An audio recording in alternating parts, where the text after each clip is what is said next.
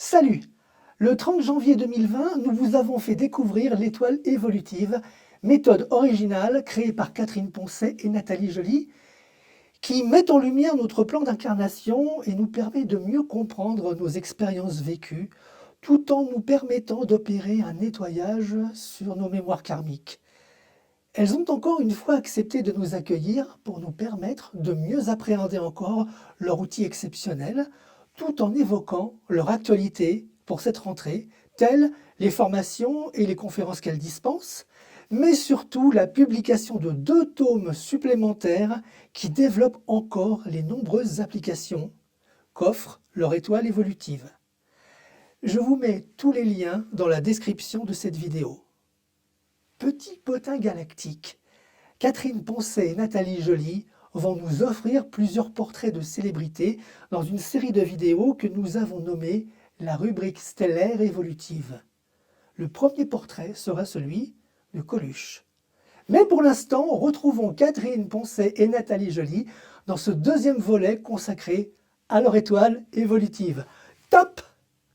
Catherine Poncet, Nathalie Joly, bonjour. Bonjour. Nous sommes ravis de vous retrouver pour une deuxième vidéo concernant l'étoile évolutive, votre méthode, votre outil que vous avez pensé, élaboré et que vous faites évoluer.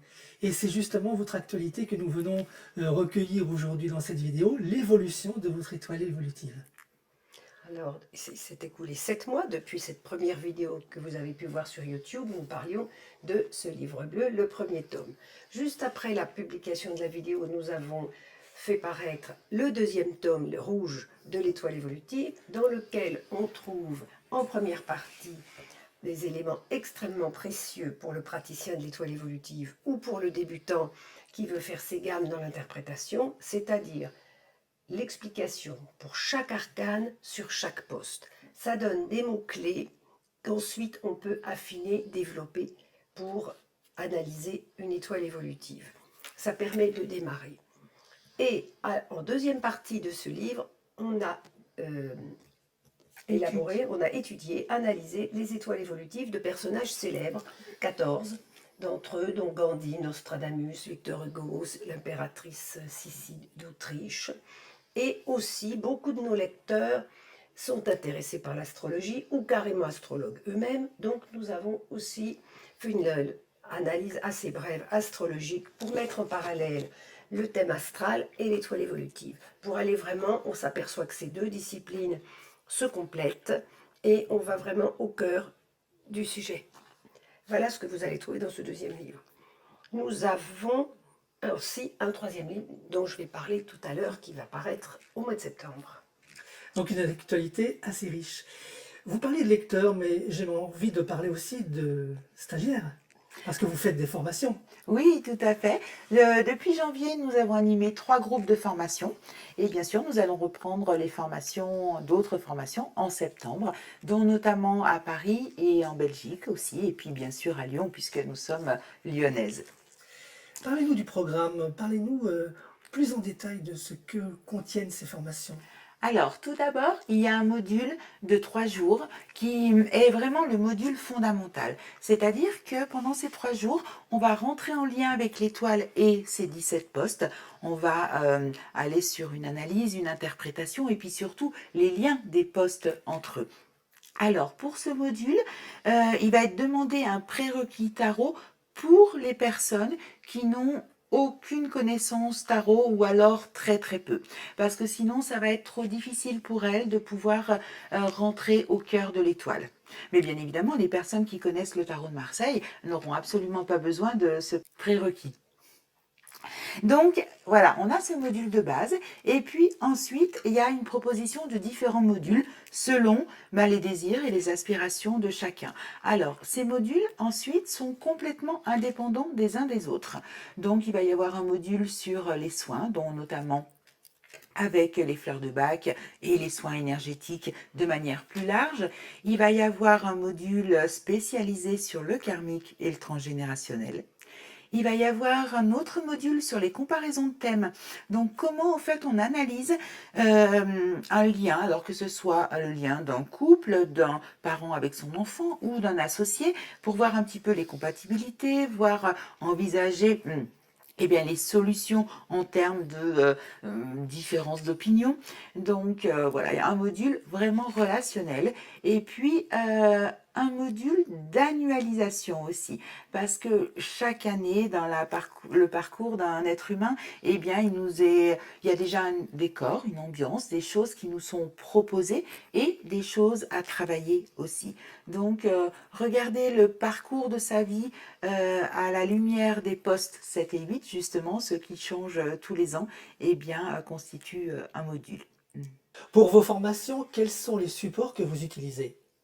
Alors tout d'abord, je dirais le support indispensable, c'est le logiciel. Ce logiciel, il va nous permettre de calculer l'étoile évolutive et donc on va pouvoir en imprimer le dessin.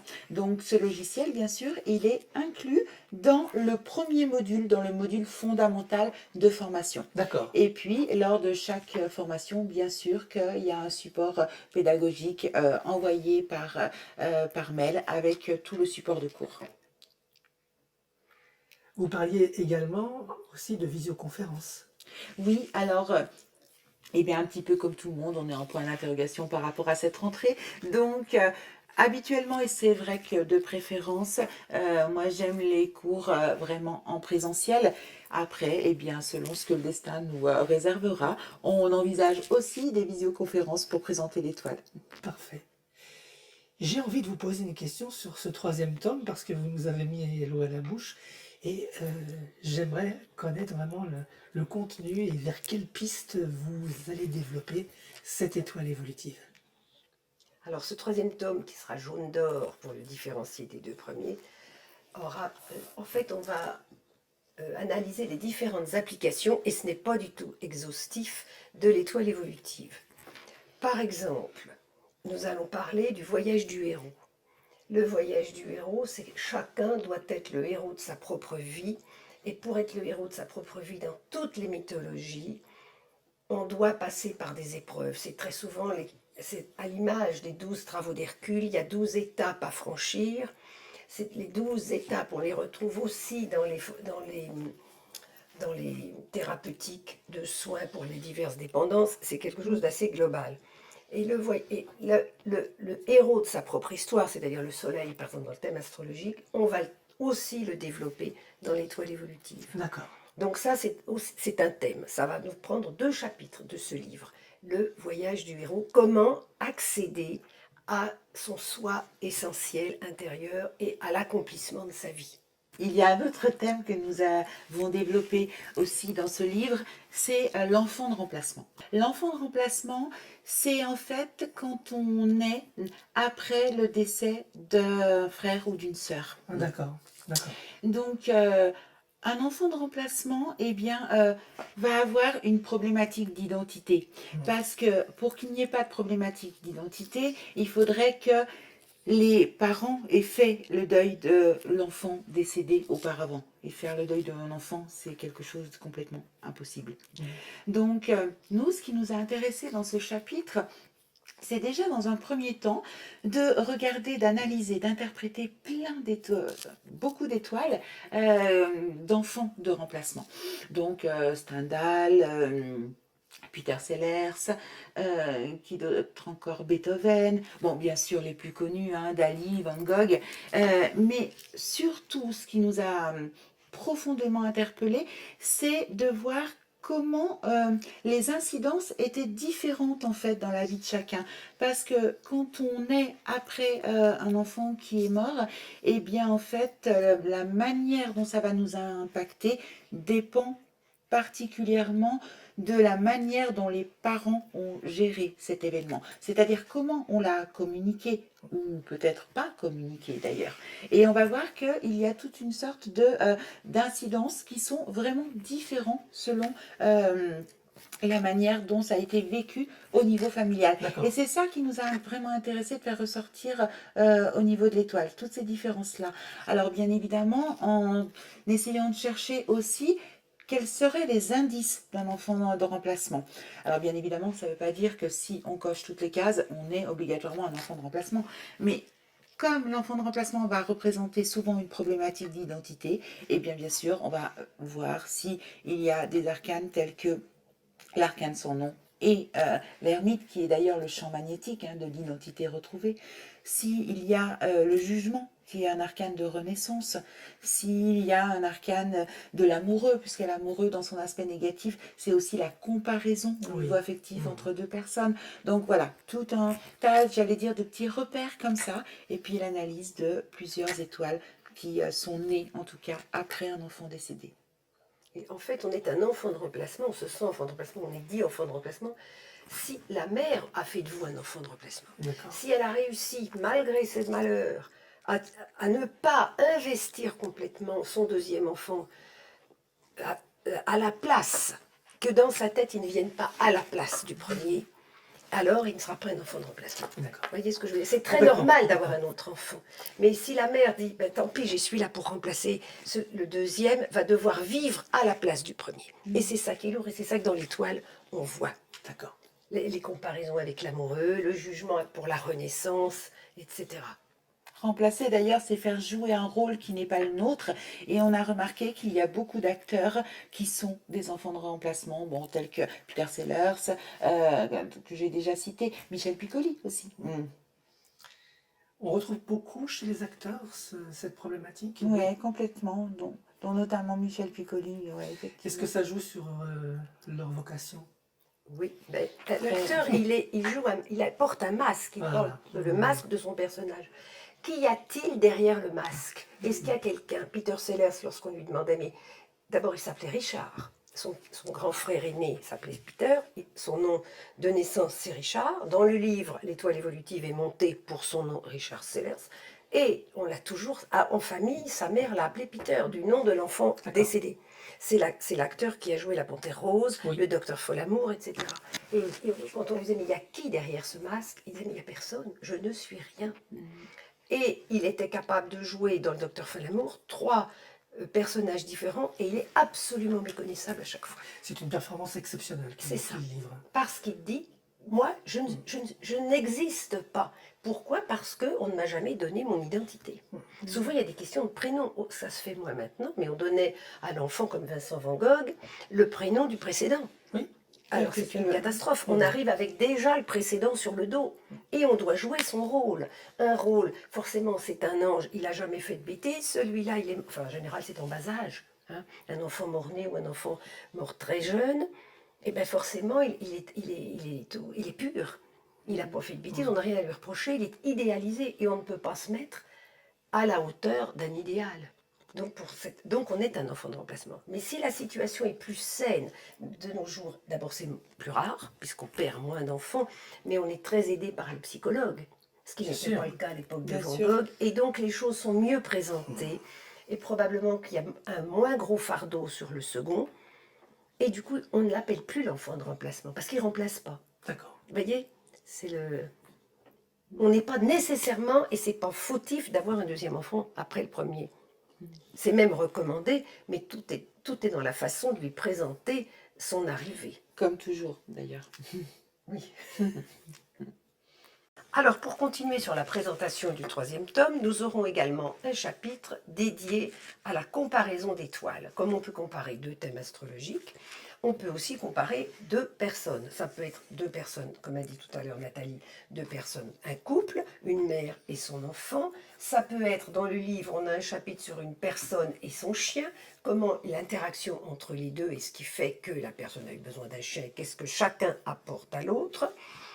On peut aussi avoir, là je vais vous parler d'un couple d'acteurs très célèbres, Laurel et Hardy. Alors, Oliver Hardy, c'est le plantureux, c'est son vrai nom. Stan Laurel, c'est le petit maigre, lui il s'appelait Arthur Jefferson. Exceptionnellement, comme il est vraiment connu comme Stan Laurel, on a gardé Stan Laurel. Il faut savoir, alors, on ne va pas faire une étoile pour les deux, les mixer, enfin n'en faire qu'une avec 2, ça on ne le fait pas, on garde les 2 étoiles. Et lorsqu'on se trouve dans un couple, quel qu'il soit, on se dit, mais par quoi je commence? Ont-ils des arcanes au même endroit et la même arcane? C'est le cas de Laurel et Hardy.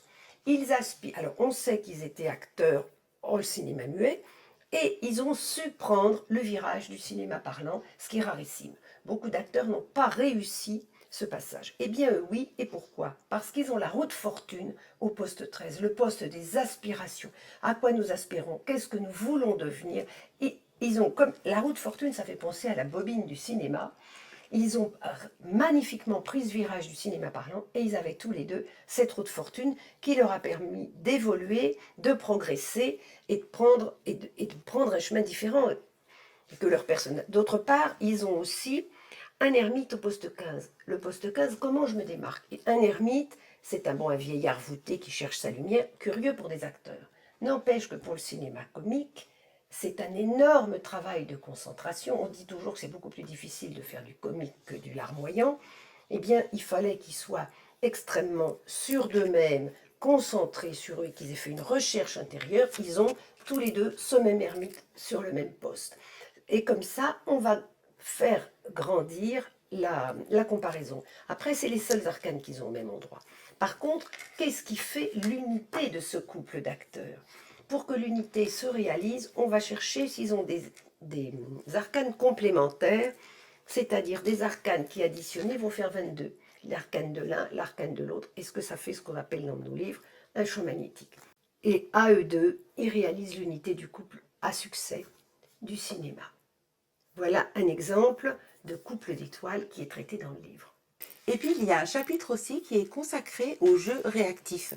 Alors, un jeu réactif, c'est... quand on parle des jeux réactifs, bien évidemment, ça nous renvoie à une notion de blessure. Et c'est un jeu inconscient qui se met en place quand, par un événement extérieur, une de nos blessures est réactivée. Donc, un jeu réactif, ce qu'il faut comprendre, c'est que ce n'est pas du tout notre identité. C'est justement ce costume qu'on va emprunter quand un événement extérieur va venir un petit peu cogner contre une de nos blessures.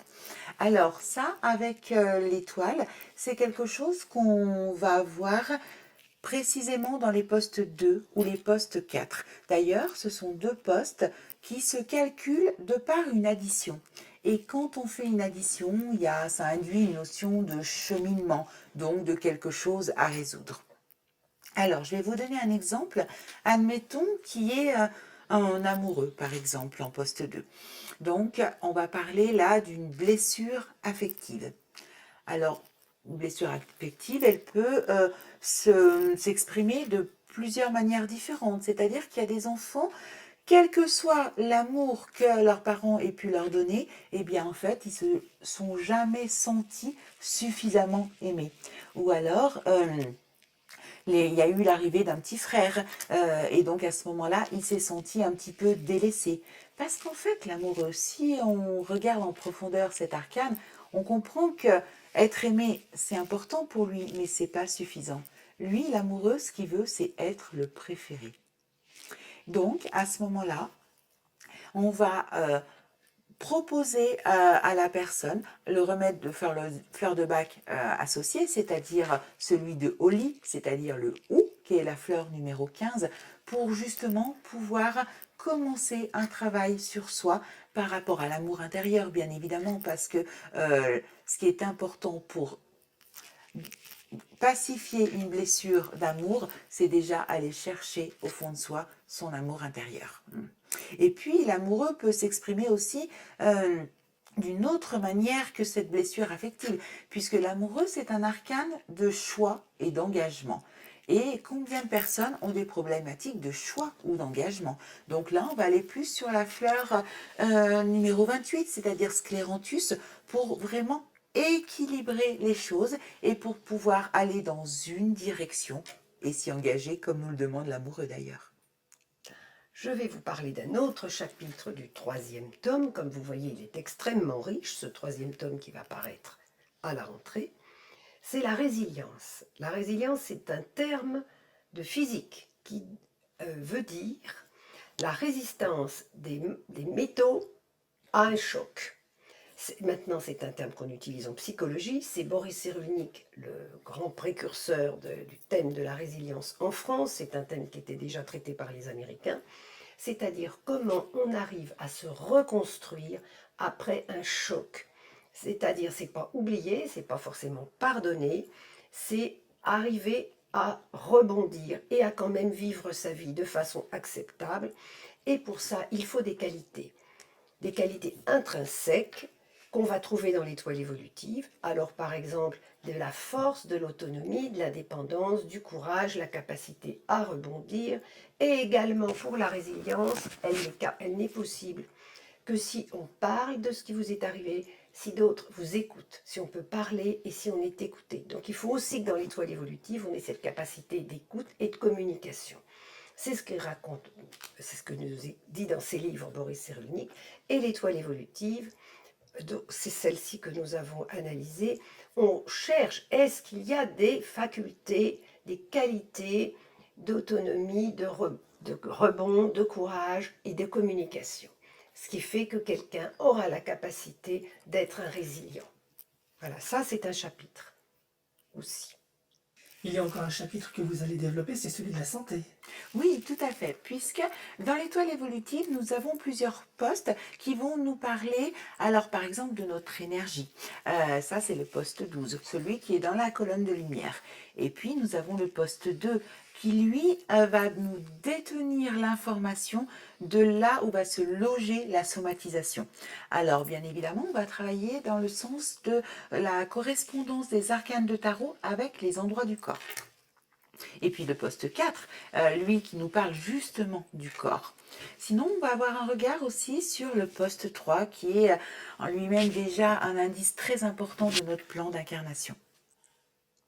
Alors, par exemple, je vais vous parler de Frida Kahlo. Donc, Frida Kahlo, cette peintre mexicaine que tout le monde connaît, qui a rencontré la maladie très très tôt, puisqu'elle a eu la poliomyélite à 6 ans. Ensuite, quand elle était très jeune, elle a eu un accident de bus avec une barre de fer qui lui a complètement traversé le corps et qui l'a empêchée de devenir maman et qui a fait que toute sa vie, elle a eu des problèmes pour marcher. Donc Frida Kahlo, elle a une roue de fortune au poste 2. Donc la roue de fortune, bien sûr, c'est un arcane qui nous parle de mouvement, d'évolution. Donc au poste 2, on sent qu'au niveau de sa santé, il y a quelque chose qui va l'empêcher de marcher. Ensuite, si on regarde au poste 4, elle a l'étoile. Alors l'étoile, quand vous voyez l'arcane, vous voyez que c'est une femme à genoux. Au niveau du transgénérationnel, elle va nous parler beaucoup de toutes les femmes qu'on a mis à genoux. Une femme qu'on met à genoux, ben évidemment, c'est beaucoup plus difficile pour avancer. Si ensuite, on a un regard sur son poste 3, il y a la justice. Donc déjà, il y avait comme une prédestination de beaucoup d'opérations chirurgicales, ce que Frida Kahlo a subi en multitude. Et puis, au niveau de son poste 12, eh bien, elle a le battleur. Donc là, on a vraiment l'indice très important que sa problématique de santé a commencé très tôt dans l'enfance. Et bien sûr, le fait de regarder l'étoile au niveau de la santé, pour nous aussi, praticiens en énergétique, ça va nous aider pour conseiller les personnes par rapport à leurs soins ou alors pouvoir faire des soins à distance. On voit la force de l'outil et sa polyvalence. Il est multidimensionnel, complètement. Catherine, vous vouliez ajouter aussi un chapitre? Encore un chapitre. Alors comme vous dites, on voit la puissance de l'outil. Ça a l'air un peu disparate, ce livre, mais c'est toutes les applications. Enfin, c'est pas toutes parce que c'est pas exhaustif, mais les applications sont tellement variées que nos chapitres ont l'air de ne pas avoir de rapport les uns avec les autres. Parce que tout est possible avec l'étoile évolutive. Et il y a une chose qui nous plaît énormément, c'est de... On est ce qu'on est. Un créateur, un écrivain, un peintre va créer avec ce qu'il est. Et on le voit très bien en astrologie, lorsqu'on prend un poème, on retrouve les aspects dans le thème astrologique du poème de son écrivain, de son auteur. Et bien pareil, on a cherché, par exemple, j'ai cherché pour Michel de Montaigne, l'écrivain du XVIe siècle, on a dressé son étoile évolutive, et lorsqu'on lit Montaigne, lorsqu'on lit les essais de Montaigne, ah ben pas étonnant, ah ben c'est pas étonnant, avec tel arcane à tel poste, il ne pouvait pas écrire autre chose. Eh bien, il a tout à gauche, toute sa série d'arcanes sur sa gauche, il a 2 maths au poste 9 et 4, donc vraiment son soi vraiment intrinsèque, la personne essentielle, il a 2 maths. Si on descend au poste 2, il a un ermite. Et au poste 1, une arcane sans nom. Ce sont toutes les quatre, enfin tous les trois des arcanes d'autonomie, de liberté, de solitude, la personne qui fait les choses par elle-même. Que nous dit Michel de Montaigne? Mais alors là, c'est récurrent dans les essais. La vraie liberté est de pouvoir toute chose sur soi. Je donne mon avis, non comme bon, mais comme mien. Mais il vaut mieux encore être seul qu'en compagnie ennuyeuse et inapte. Je m'abandonne à la merci de la fortune. Et là, c'est vraiment l'image du mat qui part. Et alors, j'ai évidemment dans le livre d'autres citations pour les autres arcanes, mais on se dit, ah bah oui, forcément, avec tel arcane, il ne pouvait pas écrire autrement. Alors, il faut savoir une chose, c'est que les personnes qui sont nées avant 1582, leur date de naissance, c'est le calendrier grégorien. Donc, nous montons toujours les étoiles pour le calendrier julien, c'est-à-dire qu'on fait un transfert. Et on a gardé le calendrier julien parce que c'est toujours un peu à cause des thèmes astrales. Ils sont toujours montés en calendrier julien. Par exemple, Nostradamus est né, on dit qu'il est né le 14 décembre, mais en fait son soleil est placé pour le 24 décembre, calendrier julien. Donc on a pris le calendrier julien et du coup on prend la date du 10 mars, par exemple pour Michel de Montaigne. Et non pas, parce qu'il dit lui, je suis né le 28 février 1533. Mais en fait, l'étoile, le logiciel ne va pas le calculer, c'est nous qui choisissons, qui prenons la date du calendrier julien, c'est-à-dire à partir de 1582, on ajoute 10 jours, on récupère 10 jours. Parfait. Donc c'est pour ça qu'on peut trouver les deux dates. On peut dire, tiens, c'est bizarre, elles ont mis l'étoile évolutive pour le 10 mars, alors qu'il dit toujours, je suis né le 28 février. C'est à cause de ce basculement en 1582. Ça, c'est un petit détail technique. Alors je me posais une question, l'étoile évolutive s'appelle évolutive. Et j'ai appris en suivant les diverses vidéos que nous avons eues sur l'astrologie par Michel Janton sur la chaîne d'Andromède, qu'il y a des révolutions solaires. Est-ce que l'étoile évolutive, vous parliez, c'était le poste 7, le poste 8, je crois, qui change. Est-ce qu'il est possible, par analogie, de faire également une révolution, suivre un individu toute sa vie et refaire un thème à un instant donné? Ah mais complètement. Alors effectivement, ce qui peut être très intéressant, c'est de regarder le déroulement d'une vie, d'ailleurs ce que je vous proposerai par rapport à Coluche, et de voir les événements importants de sa vie et comment ça s'illustre avec les arcanes du poste 7 et du poste 8, qui va donner vraiment une richesse particulièrement importante puisque ces deux postes donc changent tous les ans effectivement, mais pas au même moment. C'est-à-dire que le poste 8, lui, va changer au moment de l'anniversaire, tandis que le poste 7 va changer au 1er janvier. Donc du coup, on va avoir un découpage de l'année déjà avec des arcanes différents. Et en regardant le déroulement d'une vie et les événements de la personne, eh bien, on verra justement comment ça correspond à l'interprétation de l'arcane.